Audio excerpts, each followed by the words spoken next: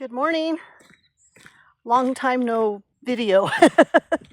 I life has taken a turn of super busyness, and yeah, trying to work on the book that just wouldn't finish itself, and yeah, I've been lots of other things going on. But anyway, I hope that you've had a blessed week since I last made a video, and I hope that everything is going well, and I pray that you're staying in prayer and you're staying at the feet of Jesus. Those Marys stay at the feet. I was just asking the Lord yesterday to forgive me for being such a Martha with all this busyness that I've got going on.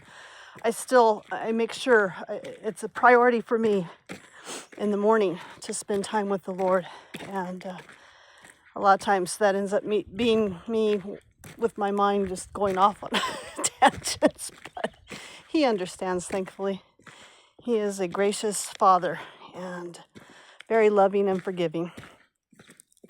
In fact, that brings another thing to mind that came up, that 1 Corinthians chapter 13 is the love chapter, and we all, if you've been a Christian for a few minutes, you know it.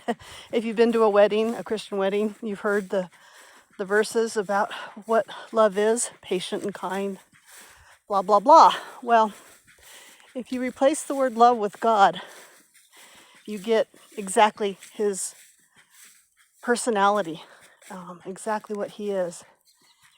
And it brings to mind the fact that we are told that God is love.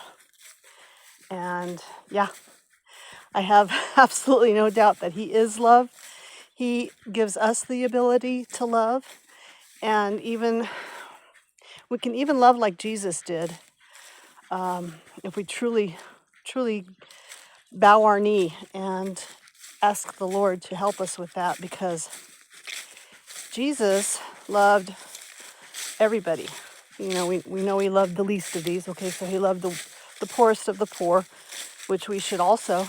But if we think about it, He loved Judas, even knowing that Judas was going to betray Him so horribly. Jesus washed His feet right before that betrayal, and He knew what was coming. So it's a reminder that nobody is exempt from God's love. He loves all His children. He loves all His creation. He loves those who aren't going to ever accept Him. And we should too. So today, even though we go out in the world, we go to work, we go to whatever we're doing today, and we see all those people that are so contrary to our Christian beliefs, and they're getting louder and louder, aren't they? As time gets shorter, Satan is really at work now. He's having a good old time. But as we confront these people, or I shouldn't say confront, as we come across these people, just remember that God loves them too.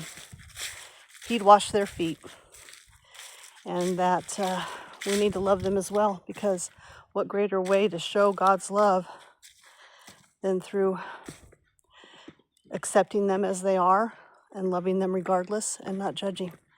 I hope you have a wonderful day. Love you guys.